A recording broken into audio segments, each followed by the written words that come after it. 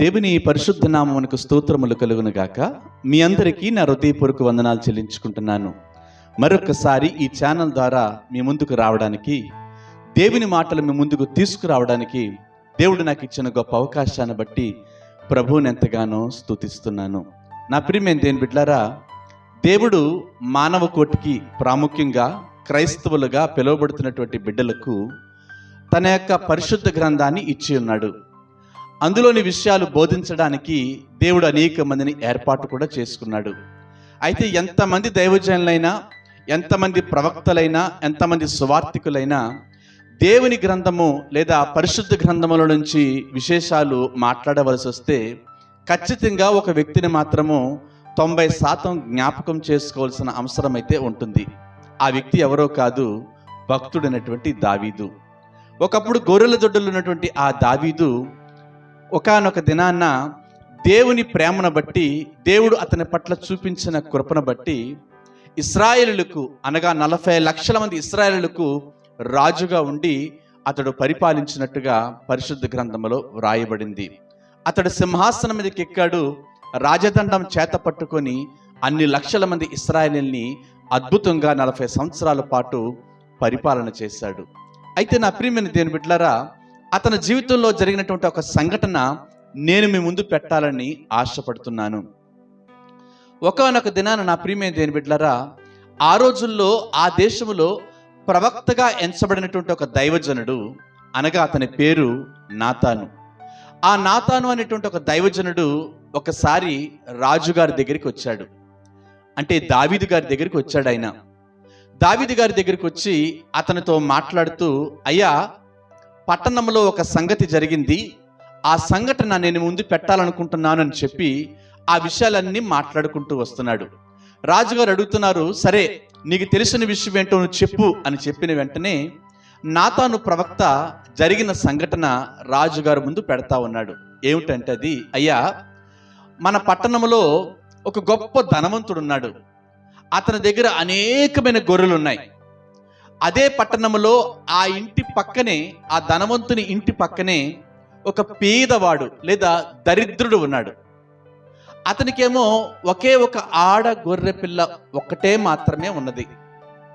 అయితే జరిగిన సంగతి ఏంటంటే, రాజా, ఆ పట్టణంలో ఉన్నటువంటి ఆ ధనవంతుని దగ్గరకు ఒకరోజు రాత్రి మార్గస్థుడు ఒకడు వచ్చాడు. ఆ మార్గస్థుడుకు ఆయుత్తం చేయడానికి, ఆ మార్గస్థుడిని సంతోష పెట్టడానికి, అతడుకు ఆతిథ్యం ఇవ్వడానికి ఈ ధనవంతుడు ఏం చేశాడంటే, తన దగ్గర ఉన్నటువంటి గొర్రెలను కానీ లేదా తన దొడ్డులో ఉన్నటువంటి దేనిని కానీ తీసుకోకుండా ఆ బీదవాడైనటువంటి లేదా ఆ దరిద్రుడైనటువంటి ఆ యొక్క వ్యక్తి దగ్గరికి వెళ్ళి అతని దగ్గర అల్లారుముద్దుగా పెంచుకున్నటువంటి ఆ గొర్రె పిల్లను, లేదా ఎంతో ప్రేమగా చూసుకుంటూ తన కౌగిట్లో ఉంచుకుంటూ గోరుముద్దలు తినిపించుకుంటూ పెంచుకున్నటువంటి ఆ గొర్రె పిల్లను తీసుకొని దాన్ని వధించి ఆ మార్గస్థుడుకు ఆయుత్తమ చేశాడు లేదా ఆతిథ్యం ఇచ్చాడని చెప్పి అతడు ఇంకా చెబుతా ఉన్నాడు. ఆ కథను లేదా ఆ విశేషాన్ని చెబుతా ఉన్నాడు. ఈలోపు వెంటనే దావీదుకి బహు కోపము తెచ్చుకున్నాడట, బహు ఉగ్రుడైపోయాడట. రాజైనటువంటి దావీదు అంటున్నాడు నాతానుతో, నిజముగా యెహోవా జీవము తోడు, ఆ వ్యక్తి ఎవరైతే ఉన్నారో, ఆ మనుషుడు, ఆ ధనవంతుడు ఎవడైతే ఉన్నాడో వాడు మరణమునకు పాత్రుడు అని తేల్చి చెప్పాడు. ఆ మాట చెప్పిన వెంటనే నాతాను దావీదు వైపు కిందకి పైకి చూస్తా ఉన్నాడు. దావీదుకు అనుమానం వచ్చింది. ఏంటి నా వైపు అదోలా చూస్తున్నావంటే, నాతాను చెప్పిన సమాధానం ఏంటో తెలుసిన, ఆ మనుష్యుడవు, ఆ ధనవంతుడవు నీవే. ఆ మాట చెప్పిన తర్వాత దావీదు పశ్చాత్తాపడ్డాడు, దేవుని సన్నిధిలో మొర్రపెట్టాడు, మరలా దేవుని వైపు తిరిగాడు. దేవుని యొక్క క్షమాపణ అతడు పొందుకున్నాడు, దేవుని కృపను సంపాదించుకున్నాడు. అయితే నేను మీకు ఈ దినం జ్ఞాపకం చేయవలసినటువంటి ఒక విషయాన్ని మరొకసారి నేను ముందు పెట్టాలని ఆశపడుతున్నాను. ఏమిటా మాట అంటే, నా ప్రియమైన దేవుని బిడ్డలారా, ఈ కథ చెబుతున్నప్పుడు ఇందులో ఉన్నటువంటి వ్యక్తులు ఎవరెవరో ఇప్పటికే మీకు అర్థమై ఉంటుంది. మీకు బైబిల్ తెలుసు, ప్రాముఖ్యంగా ఈ సంఘటన కూడా లేదా ఈ సంగతి కథ కూడా మీరు వినే ఉంటారు కాబట్టి ఇందులో నేను చెప్పిన క్యారెక్టర్స్ గురించి మీకు అర్థమయ్యే ఉంటుంది. దావీదు కూడా తర్వాత అర్థమైంది ఆ విషయాలు. మొదటిగా ధనవంతుడు అనగానే, అనేకమైన గొర్రెలు కలిగినటువంటి ధనవంతుడు అనగానే ఎవరో అర్థమైపోయింది, ఎవరో కాదు, అతడు దావీదని. బీదవాడు దరిద్రుడు అనగానే ఆ వ్యక్తి కూడా ఎవరో అర్థమైపోయింది, మరెవరో కాదు, ఊరియా అని. ధనవంతుడి దగ్గర అనేకమైన గొర్రెలు ఉన్నాయి అనే మాటకు అర్థం ఏంటంటే, అనగా దావీదుకు అనేక మంది భార్యలు ఉన్నారు అని చెప్పి కూడా మనకు అర్థమైంది. ఇంకొక విషయం ఏంటంటే, దరిద్రుడికి ఒకటే ఒక గొర్రె పిల్ల ఉంది అని చెప్పి రాయబడింది కదా. అంటే ఆ దరిద్రుడు అనగా ఊరియాకు ఒక భార్య అంటే బత్సబా అని కూడా మనకు అర్థమైంది. ఈ కథలో లేదా ఈ జరిగిన సంఘటనలో ఉన్నటువంటి వ్యక్తులందరూ కూడా ఎవరెవరో, వారి జీవితం ఏంటో, వారి బ్రతుకులేంటో మనకు అర్థమయ్యాయి. అయితే నేను మీ ముందు ఒక ప్రశ్న పెట్టాలనుకుంటున్నాను. నాతాను భక్తుడు లేదా నాతాను ప్రవక్త దావీదుతో చెప్పినటువంటి ఆ కథ, ఆ సంఘటనలో మార్గస్థుడు ఒకడు వచ్చాడు అని చెప్పి రాయబడింది. ఆ మార్గస్థుడిని ఆయుత్తం చేయడానికే, ఆ మార్గస్థుడిని సంతోష పెట్టడానికే దావీదు లేదా ఆ ధనవంతుడు ఆ యొక్క గొర్రె పిల్లను తీసుకొని వధించినట్టుగా, ఆ బీదవాడి దగ్గర గొర్రె పిల్లను, దరిద్రుడి దగ్గర గొర్రె పిల్లను లాక్కున్నట్టుగా, బలవంతంగా తీసుకున్నట్టుగా మనం చూస్తున్నాము. ఇంతకీ మార్గస్థుడు ఎవడు? ఇంతకీ ఆ మార్గస్థుడినే ఆయుత్తం చేయడానికి, ఆ మార్గస్థుడినే సంతోష పెట్టడానికి దావీదు అంత దుర్మార్గమైన పని చేశాడు కదా. ఎంత దుర్మార్గమైన పని అంటే, ఒక పక్క వ్యభిచారము, మరొక పక్క నరహత్య. అంత ఘోరమైన పాపానికి ఒడిగట్టడానికి కారణం ఏమిటో తెలిసిన, వచ్చిన మార్గస్థుణ్ణి ఆయుత్తము చేయడానికి ఆ ధనవంతుడు ఆ రోజు ఆ దుర్మార్గమైన పని చేశాడు. అనగా దావీదు ఆ మార్గస్థుడు కోసమే అంత దుర్మార్గమైన పని చేశాడు అని చెప్పి నాతాను చెప్పినటువంటి ఆ ఉపమానము, ఆ కథలో మనకు అర్థమవుతుంది. నా ప్రియమైన దేవుని బిడ్డలారా, ఆ మార్గస్థుడు ఎవడో కాదు, అపవాది, శోధకుడు, సాతాను. ఆ రోజు దావీదునే కాదు నా ప్రియమైన దేవుని బిడ్డలారా, ఈరోజు ఆయన బిడ్డలమని, ఆయన కుమారులమని, ఆయన కుమార్తెలమని, మేము క్రీస్తువారం అని చెప్పుకుంటున్న మనల్ని కూడా శోధించడానికి, పాపములోకి త్రోసివేయడానికి, అపవిత్రతలోకి నెట్టివేయడానికి మార్గస్థుడు లేదా శోధకుడు ఏదో ఒక వేషంలో, ఏదో ఒక రకములో మన ముందుకు వస్తున్నాడన్న సంగతిని నేను ముందు పెడతా ఉన్నాను నా ప్రియమైన దేవుని బిడ్డలారా. నిజమే, ఆ మార్గస్థుడు ఏ రూపంలో మన దగ్గరికి వస్తున్నాడో తెలీదు. వాడిని సంతోష పెట్టడానికి, వాడిని బట్టి మన కోరిక, మనల్ని బట్టి వాడి కోరిక తీర్చడానికి, వాడిని ఆనందింప చేయడానికి మన జీవితాన్ని మనం నాశనం చేసుకుంటున్నాము. వాడు పెట్టిన శోధనలో మనం పడిపోతున్నాము. అందుకే ఆదికాండములో చూడగలిగితే 4వ అధ్యాయము 7వ వచనంలో ఒక మాట రాయబడుతుంది. ఏమిటో తెలిసిన, కయ్యను గురించి చెబుతూ ప్రభు అంటున్నాడు, దేవుడు స్పష్టంగా మాట్లాడుతున్నాడు. కయ్యను, నీవు సత్క్రియ చేస్తే నీ తల ఎత్తుకోవా? నీవు సత్క్రియ చేయకపోవడాన్ని బట్టి పాపము నీ వాకిట పొంచి ఉన్నది, అది నీ ఎడల వాంఛ కలిగి ఉన్నది, దాన్ని నువ్వు ఏలుతున్నావు అని చెబుతున్నాడు. పాపం ఎక్కడ ఉన్నదో తెలుసా నా ప్రియమైన దేవుని బిడ్డలారా? అపవాది, శోధకుడు, మార్గస్థుడు ఎక్కడ ఉన్నాడో తెలుసునా? నీ వాకిట పొంచి ఉన్నాడు. ఏదో ఒక విధంగా నిన్ను పాపములో పడవేయాలని, నీ ఆత్మీయ జీవితాన్ని పడగొట్టాలని, నీ భక్తిని, నీ పవిత్రతను, నీ పరిశుద్ధతను నాశనం చేయాలని ఏదో ఒక వేషం వేసుకొని నీ దగ్గరికి వస్తూనే ఉన్నాడు. నిజమే, ఈ మాటలు వింటున్న మీరైనా, ఈ మాటలు చెబుతున్న నేనైనా, అనేకమైన సందర్భాల్లో ఆ మార్గస్థుణ్ణి, ఆ శోధకుణ్ణి సంతోష పెట్టడానికి ఆ శోధనలో పడిపోయినటువంటి అనుభవాలు, రోజులు ఎన్నో ఉన్నాయి నా ప్రియమైన దేవుని బిడ్డలారా. మరొక వ్యక్తిని నేను మీకు జ్ఞాపకం చేస్తాను. దావీదంత బలవంతుడే పడిపోయాడు. ఒకరోజు ఆ శోధనలో పడిపోయాడు. దావీదు సాధారణమైన వ్యక్తి కాదండి నా ప్రియమైన దేవుని బిడ్డలారా. దినమునకు 7 సార్లు దేవుని స్తుతించే వ్యక్తి 4 సార్లు ప్రార్థన చేసేవాడు. అతడు గురించి దేవుడే సాక్ష్యం ఇస్తాడు. ఏమన్నా తెలిసిన, ఇతడు నా ఇష్టానుసారుడైన మనుష్యుడు, నా ఉద్దేశములన్నీ ఎరిగినవాడు. దావీదంటే దేవునికి ఎంతో ఇష్టము. అందుకే అంత దీన స్థితిలో ఉన్నటువంటి దావీదును ఉన్నతమైన స్థితిలోకి నిలువబెట్టాడు మన దేవుడు. అయినప్పటికీ ఎన్నో కీర్తనలు రాసినటువంటి ఆ దావీదు కూడా అనేక మందికి ఆదర్శప్రాయంగా ఎంతో భక్తుడుగా చలామణి అయినటువంటి ఆ దావీదు కూడా ఒకరోజు ఆ శోధనలో పడిపోయాడు. తన జీవితంలో ఆ మచ్చ మిగిలిపోయింది. పరిశుద్ధ గ్రంథములో ప్రభు ఒక మాట అయితే రాయించవలసి వచ్చింది. దావీదు ఊరియా విషయంలో తప్ప ఏ పాపము చేయలేదని చెప్పి, ఆ విషయం కూడా, ఆ మాట కూడా ఎందుకు చెప్పవలసి వచ్చిందంటే, దావీదు ఒకరోజు ఆ శోధనలో పడిపోయాడు. ఆ మార్గస్థుడు వేసినటువంటి ఆ వలలో చిక్కుకుపోయాడన్న సంగతిని నేను మీకు జ్ఞాపకం చేస్తున్నాను. నా ప్రియమైన దేవుని బిడ్డలారా, సంసోను గురించి మనకి బాగా తెలుసు. అతని అంత బలవంతుడు అది వరకు పుట్టలేదు, ఇక రాబోయే యుగాల్లో కూడా పుట్టబోడేమో. అతడు దేవునికి నాజీరు చేయబడిన వ్యక్తి, వ్రతము చేయబడిన వాడైన. ఎంత బలవంతుడంటే, ఒక గాడిద పచ్చి దవడ ఎముక పట్టుకొని 1000 మంది ఫిలిస్తీన్లను హతమార్చినవాడు. 300 నక్కలను పట్టుకొని వాటి తోకలు ముడివేసి వాటికి దివిటీలు వెలిగించి ఫిలిస్తీన్ల చేలల్లోకి పంపించి వాటిని నాశనం చేయించినటువంటి మహాశక్తిమంతుడైన సంసోను అంటే ఫిలిస్తీన్లందరూ కూడా భయపడిపోయేవారు. వారి గుండెల్లో దడ పుట్టేది సంసోనును చూస్తే. కానీ నా ప్రియమైన దేవుని బిడ్డలారా, అంత గొప్ప బలవంతుడు కూడా ఒకరోజు మార్గస్థుడు చేతికి చిక్కిపోయాడు. అతడు కూడా ఆ శోధనలో పడిపోయాడు.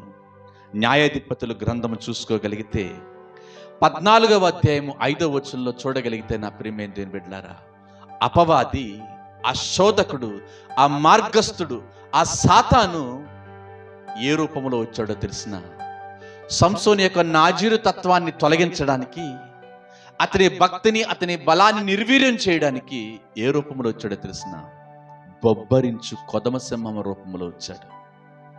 ఆ 14వ అధ్యాయం 5వ వచనం చదువుకుంటే సింహము రూపములో వచ్చాడట. కానీ నా ప్రియమైన దేవుని బిడ్డలారా, ఆ రోజు ఒక మేకపిల్లను చీల్చినట్టుగా, మేకపిల్లను హతమార్చినట్టుగా సంసోను ఆ సింహాన్ని చంపేశాడు. తిమ్నాతుకు వెళ్తున్నప్పుడు ఎదురైంది ఆ సింహము, అక్కడికక్కడే చీల్చి పాడవేశాడు. వెళ్ళాడు ఆ తిమ్నాతుకు, తాను ప్రేమించిన అమ్మాయిని చూసుకున్నాడు. సంతోషంగా కొన్ని రోజులు గడిపాడు. తిరిగి వస్తా ఉన్నాడు. తిరిగి వస్తున్నప్పుడు నా ప్రియమైన దేవుని బిడ్డలారా, చచ్చినటువంటి ఆ సింహము కనిపించింది. వెళ్ళిపోకుండా అక్కడ ఆగిపోయి కాస్త కక్కుర్తి పడ్డాడు. ఇప్పుడు అపవాది ఏ రూపంలో వచ్చాడో తెలిసిన, తేనె రూపంలో వచ్చాడు.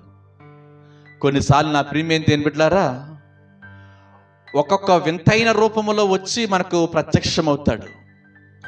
మన జీవితాన్ని నాశనం చేయడానికి అనేకమైన రూపాల్లో, అనేకమైన రంగుల్లో మన ముందుకు వస్తాడు. ఇప్పుడు తేనె రూపంలో వచ్చాడు.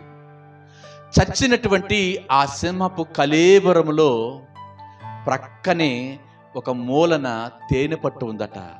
ఆ తేనెను తీసుకొని తిన్నాడు. తాను అపవిత్రమైపోయాడు. అపవిత్రమైన దాన్ని ముట్టుకోకూడదు అన్న నాజీరు తత్వాన్ని అతడు మర్చిపోయి అప్పుడే పాపములో పడిపోయాడు. నా ప్రియమైన దేవుని బిడ్డలారా, ఇంకొద్ది రోజులు గడిచిన తర్వాత గాజా అనే ప్రాంతమునకు బయలుదేరి వెళ్తున్నాడు. అదే న్యాయాధిపతుల గ్రంథములో 16వ అధ్యాయము 1వ వచనం చూస్తుంటే, గాజా అనే ప్రాంతానికి వెళ్తుంటే ఇప్పుడు ఏ రూపంలో వస్తున్నాడో తెలిసిన, మార్గస్థుడు ఒక వేశ్య రూపంలో వస్తున్నాడు. ఆ వేశ్యతో అతడు కూడుకున్నాడు. తన జీవితాన్ని ఇంకొంత మట్టుకు నాశనం చేసుకున్నాడు. అదే 16వ అధ్యాయము న్యాయాధిపతులు 4వ వచనంలో ఏమి రాయబడిందో తెలిసిన, అతడు ఫిలిస్తీయ దేశంలో ఉన్నటువంటి షోరేకు లోయకు వెళ్ళగానే అక్కడ అతడికి దెలీలా అనేటువంటి ఒక వేశ్య తగిలిందట. ఆ వేశ్యతో అతడు అంటుకట్టబడిపోయాడు.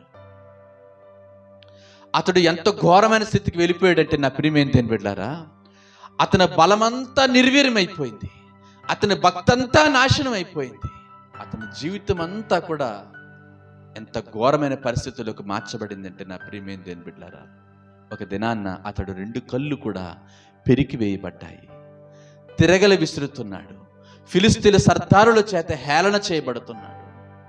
ఫిలిస్తీన్లందరూ కూడా చావరా, నువ్వు చావరా అని చెప్పి కేకలు వేస్తున్నారు. అంత ఘోరమైన స్థితి ఎందుకు వచ్చిందో తెలుసు? అతడికి శోధకుడు ఎదురవుతున్నప్పుడల్లా కూడా, అపవాది అతనికి ఎదురొస్తున్నప్పుడల్లా కూడా అతడు ఓడిపోయాడు, లొంగిపోయాడు. నా ప్రియమైన దేవుని బిడ్డలారా, పరిశుద్ధ గ్రంథములో ఆ దెలీలా ఆ యొక్క సంసోనుకు మధ్య జరిగినటువంటి సంభాషణ మనం చూడగలిగితే ఒక్కసారి 2 సార్లు కాదు, దినదినము అనుదినము అతన్ని తొందర పెట్టిందట, అతన్ని విసిగించిందట. అందుకే అతడు శోధనలో పడిపోయాడు. మరొక మాట రాయబడుతుంది, అతడు చావగోరెను, చచ్చిపోవాలనుకున్నాడట. అంత బలవంతుడు. చివరికి తనలో ఉన్న బలాన్ని గురించి, తనలో ఉన్న శక్తిని గురించి, అభిషేకాన్ని గురించి నోరు జారి మాట్లాడాడు. చివరికి తన ప్రాణం మీదకి తెచ్చుకున్నాడు. నా ప్రియమైన దేవుని బిడ్డలారా, అతడికి ఆ దెలీలా రూపములో ఆ రోజు మార్గస్థుడు ఎదురయ్యాడు. అందుకే తన జీవితం నాశనమైపోయింది. ఇలా పరిశుద్ధ గ్రంథంలోనే కాదు, బయట మనకు తెలిసినటువంటి అనేక మంది వ్యక్తులు, పర్వతం వలె ఎదిగిన పరిశుద్ధులు సైతము, ఏర్పరచబడిన వారు సైతము తమ జీవితాలు వెనకైపోవడానికి గల కారణము, తన భక్తిలో వారు సన్నగిల్లిపోవడానికి గల కారణం ఏంటో తెలుసిన? శోధకుడు లేదా అపవాది మార్గస్థుడు వారికి ఎదురైనప్పుడు వారిని జయించలేక, వాడిని ఓడించలేక, వాడితో కలిసిపోయి, వాడితో ఏకమైపోయి వారి భక్తిని వారు పోగొట్టుకుంటున్నారన్న సంగతిని నేను మీకు జ్ఞాపకం చేస్తున్నాను. నా ప్రియమైన దేవుని బిడ్డలారా, అందుకే ప్రసంగి గ్రంథకర్త అయినటువంటి సొలొమోను ప్రసంగి గ్రంథం రాస్తూ 7వ అధ్యాయంలో ఒక మాట చెబుతాడు. ఏమిటో తెలిసిన? మరణము కంటే ఎక్కువ దుఃఖము పుట్టించనిది ఒకటి కలదు అని చెబుతున్నాడు. నేను అంటాను, నా ప్రియమైన దేవుని బిడ్డలారా, ఇంతకీ మరణం కంటే ఎక్కువ దుఃఖం పుట్టించేది ఏదైనా ఉందా? ఒక ఆర్థికమైన ఇబ్బంది, ఒక కుటుంబ సమస్య, ఒక అనారోగ్యం, ఇవన్నీ మరణంతో మనం పోల్చలేం కదా. మరణం అంటే చాలా ఘోరమైన పరిస్థితి. కానీ భక్తుడైనటువంటి సొలొమోను అంటున్నాడు, మరణము కంటే ఎక్కువ దుఃఖము పుట్టించినది ఒకటి కలదు. అదేంటో తెలిసిన? అది వలల వంటిదై, ఉరుల వంటి మనస్సును, బంధకముల వంటి చేతులు కలిగిన స్త్రీ అని చెబుతున్నాడు. దేవుని దృష్టికి మంచివారైతే దాని నుండి తప్పించుకోగలరు, కానీ పాపాత్ములు మాత్రము దాని చేత పట్టబడతారని చెప్పి జ్ఞానినటువంటి సొలొమోను మాట్లాడుతున్నాడు. నా ప్రియమైన దేవుని బిడ్డలారా, అనేక మంది ఆ శోధనలో పడిపోతున్నారు, అలాంటి బలహీనతల్లో పడిపోతున్నారు. నేను చెప్పేది విశ్వాసుల కోసమే కాదు, బలమైన సేవ చేస్తున్నటువంటి దైవజనులు కూడా ఈరోజు అలాంటి పాపములోని పడిపోయారు, ఆ శోధకుని చేత బంధించబడ్డారు అని చెప్పడంలో ఏమాత్రం సందేహం లేదు. అపోస్తుడైనటువంటి పేతురు గారు తన మొదటి పత్రిక రాస్తూ 5వ అధ్యాయంలో 8వ వచనంలో ఏం చెబుతున్నాడో తెలుసిన? మీ విరోధి అయిన అపవాది గర్జించు సింహము వలె ఎవరిని మింగుదుమా అని చెప్పి వెదకుతూ తిరుగులాడుతున్నాడు అని చెప్పి అతని గురించి రాయబడింది. నిజమే, అతడు గర్జించు సింహం అలా తిరుగుతున్నాడట. ఎవరి జీవితాన్ని ఎలా నాశనం చెయ్యాలి, అమ్మో ఈమె ప్రార్థనా పరురాలు కాబట్టి ఈమె ప్రార్థనా జీవితం నాశనం చేయాలని తిరుగుతున్నాడు. ఈ వ్యక్తికి వాక్యం బాగా తెలుసు, ఈ వ్యక్తిని ఎలా నాశనం చేయాలి అని చెప్పి తిరుగుతున్నాడు. ఇతడు చాలా పరిశుద్ధుడిగా ఉన్నాడే, పవిత్రంగా జీవిస్తున్నాడే, ఇతన్ని పవిత్రత నుంచి నేను తొలగించాలి అని చెప్పి తిరుగుతా ఉన్నాడు. ఆ చిక్కుల్లో మనం పడిపోతున్నామా? వాడు వేసిన వలలో మనం చిక్కుకుంటున్నామా? ఒక్కసారి ఆలోచన చేద్దాము. నా ప్రియమైన దేవుని బిడ్డలారా, ఆది కాండంలో కూడా మనకొక స్త్రీ కనిపిస్తుంది. 3వ అధ్యాయం 1వ వచనము 13వ వచనం చదువుకుంటే అక్కడ ఏం రాయబడిందో తెలిసిన? అపవాది, సాతాను, ఆ మార్గస్థుడు, ఆ దుర్మార్గుడు మన తల్లి అయినటువంటి అవ్వ దగ్గరికి ఏ రూపంలో వచ్చాడో తెలిసిన? సర్పము రూపంలో వచ్చాడు. సర్పము రూపంలో వచ్చి మోసం చేశాడు. నా ప్రియమైన దేవుని బిడ్డలారా, ఎంత లాలనగా మాట్లాడాడో, ఎంత చక్కగా మాట్లాడాడో. అసలు అబద్ధమే అనిపించలేదు. మీరు దేవదూతలైపోతారు, మీ కన్నులు తెరవబడతాయని చెప్పి ఎంత తీయని మాటలు మాట్లాడగానే ఆ అవ్వమ్మ ఆ మాటలకు మోసపోయింది. మార్గస్థుడుగా వచ్చినటువంటి అపవాది, సర్పము రూపంలో వచ్చినటువంటి అపవాది ఆ యొక్క అవ్వను ఎంత సులువుగా మోసం చేశాడు. ఆదామును అడుగుతున్నాడు దేవుడు, నువ్వెందుకు ఈ ఆజ్ఞ మీరావంటే, నువ్వు నా కోసం ఇచ్చినటువంటి ఈ స్త్రీని బట్టి నేను ఆ పండు తిన్నాను అని చెబుతున్నాడు. ఆ స్త్రీ దగ్గరికి వచ్చి అడుగుతున్నాడు దేవుడు, ఎందుకు నువ్వు ఆ పళ్ళు తిన్నావు అంటే ఆ అవ్వ చెబుతున్న సమాధానం ఏంటో తెలిసిన? ఈ సర్పము నన్ను మోసపుచ్చింది. అందుకే నా ప్రియమైన దేవుని బిడ్డలారా, అపోస్తలుడైన పౌలు గారు కొరింథీయులకు 2వ పత్రిక రాస్తూ 11వ అధ్యాయము 2-3 వచనాలు చదువుకుంటే చాలా స్పష్టంగా ఒక విషయాన్ని చెబుతున్నాడు సంఘానికి. ఏమిటో తెలుసా మాట? దేవాసక్తితో మీ ఎడల నేను ఆసక్తి కలిగి ఉన్నాను.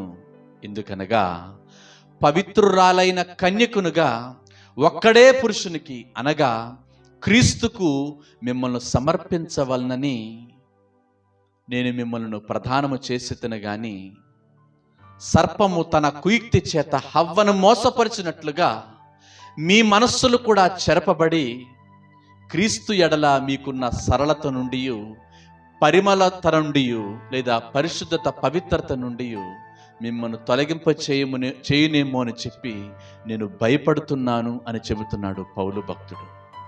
మన సరళత నుండి, మన పరిశుద్ధత నుండి, మన పవిత్రత నుండి తొలగించాలనట అపవాది ఎన్నో ప్రయత్నాలు చేస్తున్నాడు. అందుకే సంఘాన్ని గురించి నాకు భయం పడుతుంది అని చెప్పి భక్తుడైన పౌలు మాట్లాడుతున్నాడు. అప్పుడెప్పుడో ఒకసారి ఆ యొక్క సర్పము, అపవాది, ఆ మార్గస్థుడు హవ్వను మోసపరిచాడు. ఈరోజు సంఘముగా పిలువబడుతున్నటువంటి మనల్ని కూడా అపవాది మోసం చేయడానికి సిద్ధంగా ఉన్నాడు. గర్జించు సింహం వలె తిరుగుతున్నాడని చెప్పి చాలా స్పష్టంగా భక్తుడైన పౌలు గారు మాట్లాడుతున్నారు. కానీ నా ప్రియమైన దేవుని బిడ్డలారా, ఒక 3 వ్యక్తులు నేను ముందు పెట్టాలని ఆశపడుతున్నాను. వారికి కూడా శోధకుడు ఎదురయ్యాడు. వారి జీవితంలో కూడా మార్గస్థుడు వచ్చాడు. కానీ ఆ మార్గస్థును ఆయుత్తం చేయడానికి, వాడిని సంతోష పెట్టడానికి, వాడి కోరిక మన కోరిక తీర్చుకోవడానికి పాపములో పడిపోకుండా తమ భక్తిని కాపాడుకున్న 3 వ్యక్తులను ముందు పెట్టాలని ఆశపడుతున్నాను. ఆదికాండములో 39వ అధ్యాయము 7-10 వచనాలు చదువుకుంటే మనకు అద్భుతమైన ఒక వ్యక్తి కనిపిస్తాడు. అతడెవరో మీకు తెలుసు. అతని పేరు యోసేపు. యోసేపు చాలా భక్తిపరుడు. తన తండ్రి ఇంటిలో ఉండినప్పుడు కూడా భక్తిగానే ఉన్నాడు. అలాగే ఐగుప్తు దేశమునకు అమ్మబడ్డాడు. తెలియని జనాంగము, ఎరుగని ప్రదేశము, భాష రాదు, బంధువులు లేరు, అన్నదమ్ములు లేరు, తల్లిదండ్రులు లేరు, అక్కచెల్లెలు లేరు, నాన్నవారు ఎవరు కూడా తన దగ్గర లేరు, పలకరించేవారు లేరు. అంత భయంకరమైన స్థితిలో ఉండి కూడా తన పరిశుద్ధతను కాపాడుకున్నాడు. తన యజమానుడైనటువంటి పోతీఫర్ అంటున్నాడు, నా భార్యను తప్ప ఈ ఇల్లంతటిని, ఈ ఇంటిలో ఉన్న సామాగ్రిని ఏంటి, ఇంటిలో ఉన్న పనివారిని అంతటిని నీ చేతికి అప్పగిస్తున్నానని చెప్పి అంత అధికారాన్ని ఇచ్చాడు యోసేపు.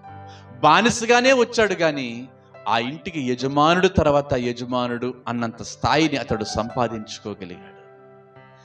ఎన్ని సంపాదించుకున్నా, ఎంత పేరు తెచ్చుకున్నా తన భక్తిని మాత్రం కాపాడుకుంటున్నాడు, తన పరిశుద్ధతను కాపాడుకుంటున్నాడు. నా ప్రియమైన దేవుని బిడ్డలారా, అతడికి ఆ రోజుల్లో ధర్మశాస్త్రం లేదు.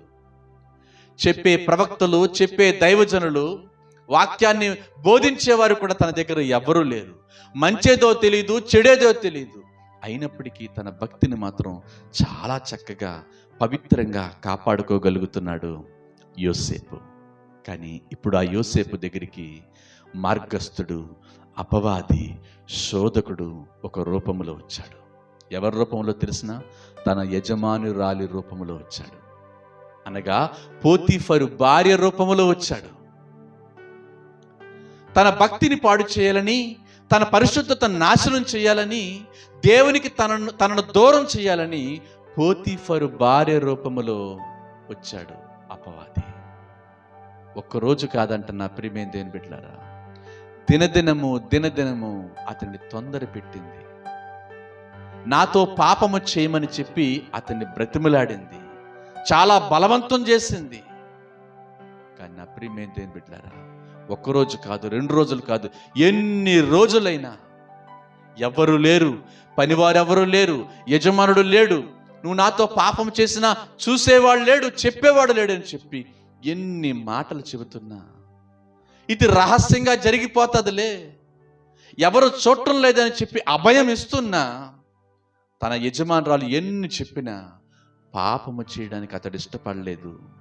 పరలోకమందున్న దేవుడు సమస్తము చూస్తున్నాడన్న భయముతో నా దేవునికి విరోధంగా నేను పాపము చేయనని చెప్పి ఒక నిర్ణయానికి వచ్చాడు.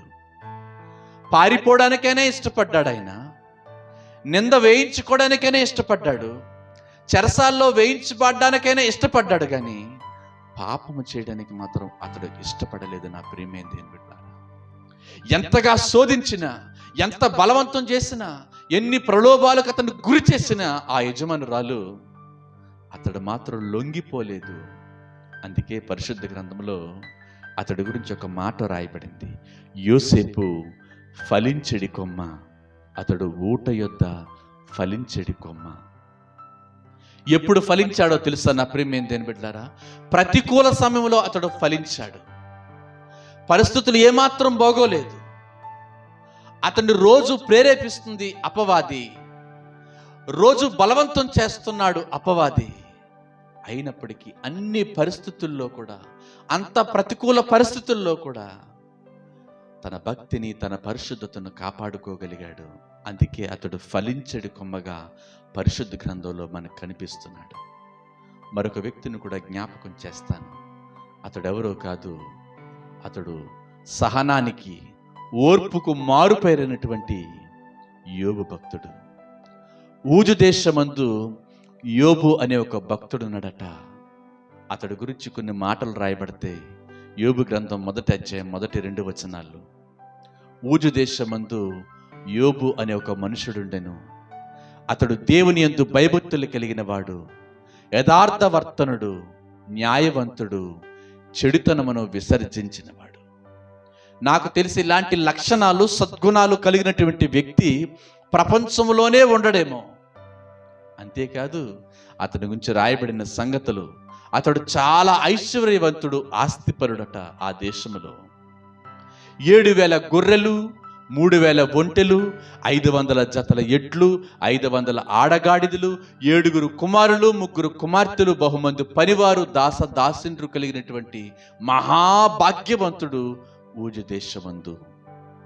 నా ప్రియమైన దేవుని బిడ్డలారా, అయినా ఒకరోజు ఏం జరిగిందో తెలిసిన, తనకున్నటువంటివన్నీ కూడా ఒక్క దినములోనే వెళ్ళిపోయాయి. ఆస్తి పోయింది, గొర్రెలు పోయాయి, ఒంటెలు పోయాయి, గాడిదలు పోయాయి. చివరికి తన ఆరోగ్యం కూడా క్షీణించిపోయింది. భయంకరమైన పరిస్థితుల్లో ఉన్నాడు. అల్లారు ముద్దుగా పెంచుకొని అరుణోదయములు లేచి వారి కొరకు మొర్ర పెట్టినటువంటి ఆ 7 కుమారులు, 3 కుమార్తెలు కూడా చనిపోయారు. ఇక మిగిలింది ఎవరు అంటే భార్య ఒక్కటే. నేనున్నానని చెప్పి బలపరచవలసిన భార్య, నేనున్నానండి ఎవరున్నా లేకపోయినా అని అభయం అవ్వవలసిన, వెన్ను తట్టవలసిన, బలపరచవలసినటువంటి భార్య రూపములో అపవాది, ఆ యొక్క శోధకుడు, మార్గస్థుడుగా ఇప్పుడు యోబు గారి దగ్గరికి వస్తున్నాడు. నిజమే, కొంతమందికి భార్య రూపంలో కూడా వస్తాడు అపవాది. కొంతమంది జీవితాల్లో పిల్లల రూపంలో వస్తాడు. కొంతమంది జీవితాల్లో భర్త రూపములో, స్నేహితుడి రూపములో, బంధువుని రూపములో, ఏదో ఒక రూపములో వచ్చి, ఏదో ఒక వేషములో వచ్చి మన భక్తిని పాడు చేయాలని ఉద్దేశము కలిగిన వాడు అపవాది. భార్య రూపంలో వచ్చి ఏం చెబుతున్నాడో తెలిసిన, ఇదిగో యోబుతో, తన భర్తతో అంటుంది, నీవు మొదటిగా దేవుణ్ణి దూషించాలి, రెండవది నీ యథార్థతను విడిచిపెట్టాలి. మూడవది నా ప్రియమైన దేవుని బిడ్డలారా, ఆత్మహత్య చేసుకొని చచ్చిపో అని చెప్పి 3 సలహాలు ఇస్తుంది భార్య. ఈరోజు చాలా మంది ఆత్మహత్యలు చేసుకోవడానికి గల కారణం ఏంటో తెలుసిన? శోధకుడు వారిని ఆ విధంగా ప్రేరేపిస్తున్నాడు. దేవుణ్ణి దూషించమని చాలా మంది అంటారు, దేవుడు నాకేమి ఇచ్చాడు, దేవుడు నాకేం చేశాడని చెప్పి. అలా అనడానికి గల కారణం ఏంటో తెలుసిన? అపవాది నిన్ను ప్రేరేపిస్తున్నాడు అలా చేయడానికి. చాలా మంది చాలా రోజులు యథార్థంగా జీవించి కొద్ది దినాల తర్వాత ఆ యథార్థతను విడిచిపెట్టడానికి గల కారణం ఏంటంటే శోధకుడు ప్రేరేపిస్తున్నాడు. ఏముంటావులే యథార్థంగా, వాడు అలా లేడా, ఆమె ఇలా చేయలేదా, నువ్వు కూడా కాస్త చేయలే అని చెప్పి ప్రేరేపిస్తున్నాడు. ఆ రోజు యోబు భార్య కూడా ఆయన దగ్గరికి వచ్చి అంటుంది, యథార్థతను విడిచిపెట్టి. కానీ యోబు గారు ఏ రోజు కూడా నా దేవుడు నాకు ఎందుకు ఇలా చేశాడు, నేను ఏ తప్పు చేశాను అని చెప్పి దేవుణ్ణి అడగలేదు. నాకెందుకు ఎంత అన్యాయం జరిగిందని చెప్పి దేవుణ్ణి దూషించలేదు. దూషించకపోగా ఇంకొక మాట అంటాడు, యెహోవా ఇచ్చెను, యెహోవా తీసుకొనును, ఆయన నామమునికే స్తుతి కలుగునుగాక. దేవుని చేత మనం మేలు మాత్రమే అనుభవిస్తామా, కీడు అనుభవింప తగదా? దేవుడు ఏదిస్తే అది తీసుకుందాము, ఏది చేసినా దానికి మనము శిరస్సు వహిద్దామని చెప్పి ఒప్పుకున్నటువంటి వ్యక్తి ఎవరంటే యోబు. అందుకే యోబు చివరిలో 42వ అధ్యాయం చూడగలిగితే 2 ఆశీర్వాదాన్ని అతడు సంపాదించుకోగలిగాడు. అతనికి ఆశీర్వాదం ఎందుకు వచ్చింది అంటే నా ప్రియమైన దేవుని బిడ్డలారా, శోధకుడు అతని భార్య రూపములో అతన్ని శోధించిన, వేధించిన, బలవంతం చేసిన అతడు మాత్రం ఆ మాటలకు లొంగిపోలేదు. తన భార్యతో అంటున్నాడు, మూర్ఖురాలు మాట్లాడినట్లు మాట్లాడుతున్నావేంటి? మన దేవుడు ఎంత గొప్పోడో మనకు తెలియదా? అతడు మన జీవితంలో ఎన్ని అద్భుతాలు చేస్తాడో నువ్వు మర్చిపోయావా? ఇవన్నీ దేవుడే ఇచ్చాడు, దేవుడే తీసుకున్నాడు. దేవుని స్తుతించడం మనం నేర్చుకుందామని చెప్పి ప్రతికూల పరిస్థితుల్లో కూడా అతను దేవుని స్తుతించడమే అలవాటు చేసుకున్నాడు. కానీ దేవుని దూషించినట్టుగా కానీ, యథార్థతను విడిచిపెట్టినట్టుగా కానీ, మూడో మాట ఆత్మహత్య చేసుకున్నట్టుగా కానీ పరిశుద్ధ గ్రంథంలో రాయబడలేదు. ఈరోజు చిన్న శోధన వస్తే, చిన్న సమస్య ఎదురైతే, అపవాది వేసిన చిన్న వలలో ఎన్నిసార్లు మనం చిక్కుకుపోయాము. అనేక పర్యాయాలు వాడి యొక్క కుతంత్రాలకు మనం లోబడిపోయాము, పట్టుబడ్డాము. ఎంత ఘోరమైన స్థితిలో మనం ఉన్నామో ఒక్కసారి జ్ఞాపకం చేసుకోవాలి. యోసేపుని మీ ముందు పెట్టాను, యోబు భక్తుడిని మీ ముందు పెట్టాను.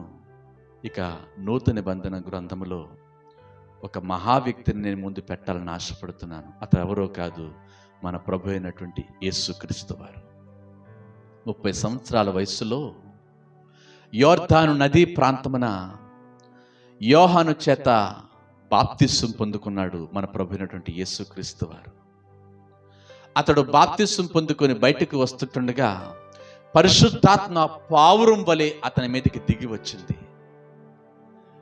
అతని పరిచర్య ప్రారంభించక ముందే పరిశుద్ధాత్మ పొందుకున్నటువంటి మన ప్రభుని యేసుక్రీస్తు వారు 40 రోజులు కఠినమైన ఉపవాసం ఉన్నాడు.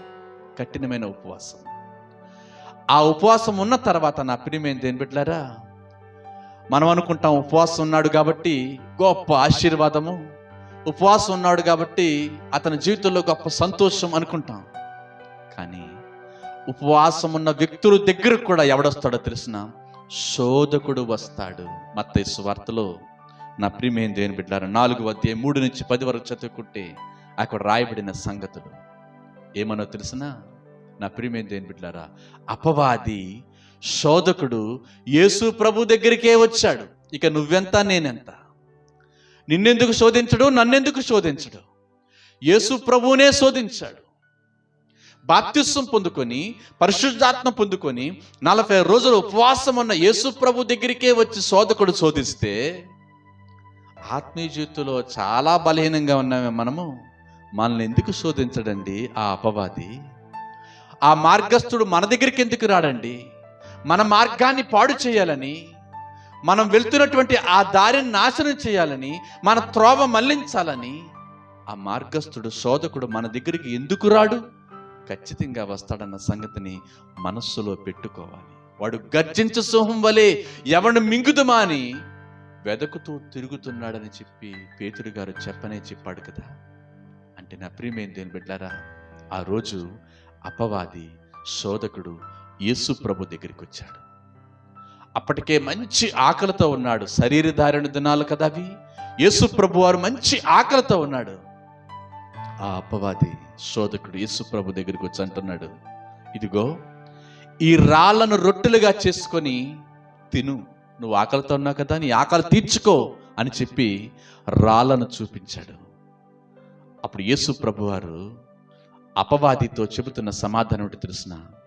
మనుషుడు రొట్టె వలన మాత్రము కాదు గాని దేవుని నోట నుండి వచ్చు ప్రతి మాట వలన జీవించును అని చెప్పి వ్రాయబడింది, అది నీకు తెలీదా అని చెప్పి వాక్యము ద్వారా గద్దించి హెచ్చరిస్తున్నాడు, జ్ఞాపకం చేస్తున్నాడు ఆ శోధకునికి. వెంటనే అపవాది ఆ శోధకుడు మరొక పని చేశాడు. పరిశుద్ధ పట్టణమునకు యేసు ప్రభును తీసుకొని వెళ్ళిపోయి దేవాలయపు శిఖరం మీద ఆయన నిలువబెట్టి, ఇదిగో ఈ శిఖరం మీద నుంచి కిందికి నువ్వు దూకేయాలి, దేవదూతలు నీ పాదములకు రాయి కూడా తగలకుంటానని ఎత్తు పట్టుకుంటారని బైబిల్లో ఉంది కదా, ధర్మశాస్త్రంలో రాయబడింది కదా. అందుకే నీ దేవాలయపు శిఖరం మీద నుంచి కిందకి దుముకే అని చెప్పి యేసు ప్రభుతో అంటే, యేసు ప్రభు అపవాదికి ఇస్తున్న సమాధానం ఏంటో తెలుసునా? ఓ శోధకుడా, ఓ మార్గస్థుడా, ఓ అపవాది, నీ దేవుడైన యెహోవాను శోధింపబలదు అని చెప్పి వ్రాయబడి ఉంది, అది నీకు తెలీదా అని చెప్పి వాక్యాన్ని జ్ఞాపకం చేసి హెచ్చరిస్తున్నాడు. ఇంకేం చేయాలో అర్థం కాక ఎత్తైన ఒక కొండ మీదకి తీసుకుని వెళ్ళిపోయాడు యేసు ప్రభు వారిని. తీసుకుని వెళ్ళిపోయి ఆ పైనుంచి కిందనంతటిని చూపించి, ఈ లోకరాజ్యములన్నీ నీకు ఇచ్చేస్తాను, నువ్వు నా పాదాలకు మొక్కమని అడుగుతున్నాడు. యేసు ప్రభు వారు ఆ శోధకుని వైపు చూసి అంటున్నాడు, బైబిల్లో ఒక మాట ఉంది, ధర్మశాస్త్రంలో ఒక మాట రాయబడింది అని చెప్పి జ్ఞాపకం అంటున్నాడు, ప్రభు అయిన దేవుని మాత్రమే మొక్కాలని, ఆయనను తప్ప ఎవరిని సేవింపకూడదని వ్రాయబడి ఉన్నది, అది నీకు తెలీదా అని ఆ 3 మాటలు 3 సమాధానాలు చెప్పి సాతానా నా దగ్గర నుంచి పొమ్మని ఆజ్ఞాపించాడు. వెంటనే అపవాది యేసు ప్రభు దగ్గర నుంచి పారిపోయాడు. వెంటనే దేవదూతలు వచ్చి యేసు ప్రభు వారికి పరిచర్య చేసినట్టుగా 4వ అధ్యాయం మత్తయి సువార్తలో స్పష్టంగా రాయబడింది. అపవాదిని వెళ్ళగొట్టాడు యేసు ప్రభు. వాక్యమును చూపించి, వాక్యమును ఎత్తి చూపించి, గద్దించి హెచ్చరించి తన దగ్గర నుంచి పో అని చెప్పి అపవాదిని శోధకుడిని వెళ్ళగొట్టాడు.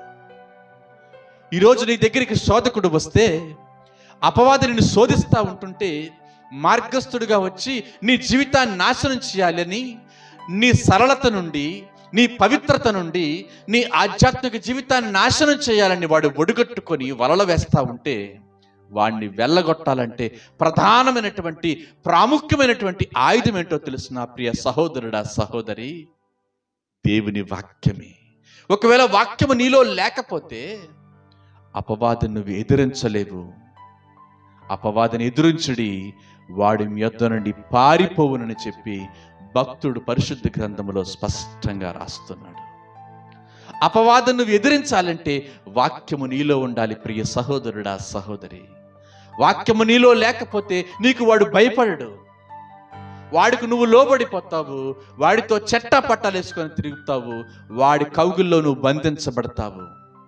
కానీ వాక్యము నీలో ఉంటే, నీతో ప్రభు ఉంటే, నీ ఆత్మీయ జీవితం స్థిరంగా ఉండగలిగితే, మార్గస్థుడు నీ యొద్దకు వస్తే వాడికి ఆయుత్తము చేయవు. వాడిని సంతోష పెట్టాలని, వాడి కోసం నీ జీవితాన్ని నాశనం చేసుకోవు. చాలామంది నాశనం అయిపోవడానికి గల కారణాలు ఏంటో తెలిసిన? ఎవరినో సంతోష పెట్టడానికి, దేన్నో సంతోష పెట్టడానికి చివరికి మన జీవితాన్ని నాశనం చేసుకుంటాము. చిన్న చిన్న కోరికలు, చిన్న చిన్న ఆశలు తీర్చుకోవడం కోసం ఇన్ని సంవత్సరాలు చేసిన భక్తి అంతటిని ఒక్క రోజే నేలపాలు చేసుకుంటున్నాము. ఎంత ఘోరమైన స్థితి జ్ఞాపకం చేసుకోండి. చిన్న తప్పు జరిగిపోయింది అనుకోండి నా ప్రియమైన దేవుని బిడ్డలారా, అన్ని రోజులు నువ్వు చేసిన ప్రార్థన, అంతా నీకు తెలిసిన వాక్యము, నీ భక్తి, అన్ని సంవత్సరాలు నువ్వు ఇచ్చిన కానుకలు, అన్ని రోజులు నువ్వు దేవుని మందిరానికి వెళ్ళింది, ఇదంతా వ్యర్థమైపోయినట్టే కదా. కాబట్టి శోధకుడు మనం శోధిస్తున్నప్పుడు, అపవాది మనల్ని ఎదిరించి మన మీద పగ తీర్చుకోవాలని, ఉగ్రత మన మీద కుమ్మరించాలని, మనల్ని నాశనం చేయాలని తిరుగుతున్నప్పుడు చాలా విచక్షణతో, చాలా వివేకముతో, వాక్యముతో వాడిని ఎదిరించాలే తప్ప కానీ వాడు వేసిన వలలో మనం చిక్కుబడకూడదు. ఒక మాట చెప్పి నేను ముగిస్తాను నా ప్రియమైన దేవుని బిడ్డలారా. అపోస్తలుడైన పౌలు గారు తిమోతికి 2వ పత్రిక రాస్తూ 4వ అధ్యాయము 17వ వచనంలో ఒక మాట చెబుతున్నాడు. ఏమన్నా తెలిసిన, నా ప్రక్కన నిలిచి నువ్వు నన్ను బలపరిచావు కాబట్టి సింహపు నోట నుండి నేను తప్పించబడ్డాను అని చెబుతున్నాడు. మరొకసారి చెబుతున్నాను, ఇది అపోస్తలుడైన పౌలు గారు చెబుతున్న మాట. ప్రభువా, నువ్వు నా ప్రక్క నిలిచి నన్ను బలపరిచావు కాబట్టి ఇదిగో సింహపు నోట నుండి నేను తప్పించబడ్డాను అని చెబుతున్నాడు. అంటే పౌలు గారిని కూడా శోధించడానికి, పౌలు గారిని కూడా ఆత్మీయ జీవితంలో పడగొట్టడానికి అనేక విధాలుగా, అనేక పర్యాయాలు శోధకుడు వచ్చాడు. తన వ్యక్తిత్వాన్ని, తన ఆత్మీయ జీవితాన్ని, తన పవిత్రతను, తన పరిశుద్ధతను పాడు చేయడానికి, తన సమర్పణలో నుంచి తన దిగదార్చడానికి ఎన్నో ప్రయత్నాలు చేశాడట అపవాది, శోధకుడు. అందుకే పౌలు అంటాడు, నా ప్రక్క నిలిచి నువ్వు నన్ను బలపరిచావు కాబట్టి సింహపు నోట నుండి నేను తప్పించబడ్డాను, లేదంటే వాడి నోటికి నేను చిక్కుబడి ఉండేవాడను అని చెబుతున్నాడు. ఈరోజు ఆ గర్జించే సింహము నీ దగ్గరకు, నా దగ్గరకు వస్తున్నాడు. కానీ ప్రభువు గనక మన ప్రక్కన ఉంటే మనం బలపరచబడతాము, ఆ సింహపు నోట నుండి మనం తప్పించబడతాము. 3 వ్యక్తులను ముందు పెట్టారు నా ప్రియమైన దేవుని బిడ్డలారా. యోసేపు తన భక్తిని కాపాడుకున్నాడు. ప్రతికూల సమయంలో, భయానకమైన పరిస్థితులు ఎదురైనా, తన శరీరము కుళ్ళి కుషించిపోయినా తన భక్తిని కాపాడుకున్నాడు యోబు భక్తుడు. ఎన్ని శోధనలు ఎదురైనా, ఎన్ని సమస్యలు వచ్చినా దేనికి కూడా అతడు లోబడలేదు. ఇక యేసు ప్రభు వారైతే డైరెక్ట్గా సాతాను గద్దించి తన దగ్గర నుంచి ఆ శోధకుడిని పొమ్మంటున్నాడు. ఈరోజు నిన్ను నన్ను శోధించడానికి ఏ రూపములో వస్తున్నాడో ఆ శోధకుడు, ఒకవేళ స్నేహితుని రూపంలోనా, భార్య రూపంలోనా, భర్త రూపంలోనా, పిల్లల రూపంలోనా, డబ్బు రూపంలోనా, ఏ రూపములో అపవాదిని దగ్గరికి వస్తున్నాడో, నీ ఆత్మీయతను పడగొట్టాలని, మన భక్తిని నిర్వీర్యం చేయాలని కంకణం కట్టుకున్నాడు వాడు. వాడికి చిక్కుబడిపోదామా, లేదా ప్రభు ప్రక్కనే మనం నిల్చొని ప్రభువును, ప్రభా నా దగ్గర నిలుచో ప్రభా అని చెప్పి ప్రభువును అడిగి బలపరచబడి ఆ సింహపు నోట నుండి తప్పించబడి ప్రభువుకు సమీపముగా ఉందామా? మనల్ని పరీక్షించుకుందాము. దేవుడు మన వినికిల్లో ఈ మాటలు దీవించునుగాక. ఆమేన్.